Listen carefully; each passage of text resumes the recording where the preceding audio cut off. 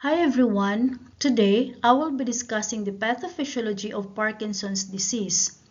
My patient name is Emma. She's 70-year-old and she's complaining of bradykinesia or slowness of movement, rigidity or muscle stiffness, tremors, postural instability. And she told the healthcare professional that she is having difficulty of walking over the past 2 years, which resulted to the frequent falls. What is Parkinson's disease? Parkinson's disease is a neurodegenerative disorder that affects primarily movement. It occurs due to the degeneration of dopamine producing neurons in the substantia nigra, a region of the basal ganglia in the brain. Dopamine is a neurotransmitter that is crucial in transmitting signals for smooth, coordinated muscle movements. The risk factors are the genetics, advancing age, especially over 65 years old, environmental factors such as exposure to pesticides. Let's take a look at the basic structure of the brain. Here is the cerebral cortex, the bigger portion. It initiates or decides on body movement. And the basal ganglia in the middle, the blue one, it's composed of millions of nerve cell bodies. It executes smooth movement. There are 5 main components of basal ganglia, which are caudate nucleus, caudate putamen, and these two can be called cortex striatum, globus pallidus, internal and external, substantia nigra, pars compacta, pars reticulata, and the subthalamic nucleus. Now let's take a look at the pathophysiology of Parkinson's disease, which will be concentrated in the substantia nigra. In the substantia nigra, there are dopaminergic neurons. They will release the dopamines in the striatum, which binds to the two receptors D1 and D2. D1 are the excitatory neurons or the glutamergic neurons, and the D2 are the inhibitory or the GABAergic neurons. And in Parkinson's disease, the problem here is in the D2, the output. Now, the cerebral cortex will send the message to the basal ganglia, and this is called input. Then the basal ganglia will send the message to globus pallidus internal. They were like saying, hey, I have a message, can you please receive it? And the internal globus pallidus will receive it, and it is called output. And after that one, the internal will send it to thalamus. Then this is the third output. And then the thalamus will send back the message to the cerebral cortex. Then the cerebral cortex will send the message to the skeletal muscle, which resulted to the controlled smooth movements. This is the normal pattern. But in the Parkinson's disease, there will be a depletion of dopamine. So let's take a look. In D2, there will be an inhibitory of neurons. So the neurons from the striatum will inhibit the neurons in globus pallidus external.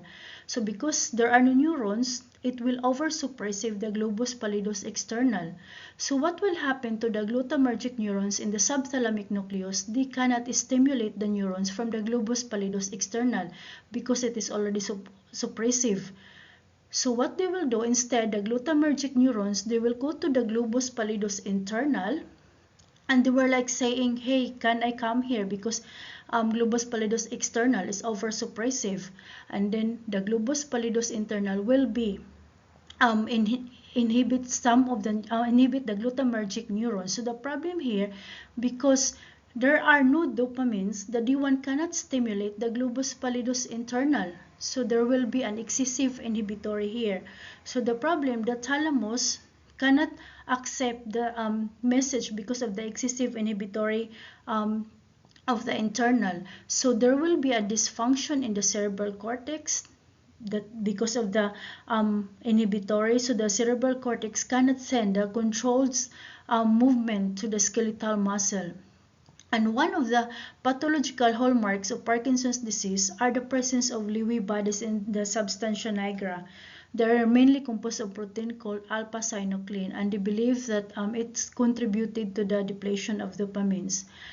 And the theories to the neurons' death believe that probably it's caused to protein misfolding, aggregation and toxicity, defective proteolysis, mitochondrial dysfunction, oxidative stress.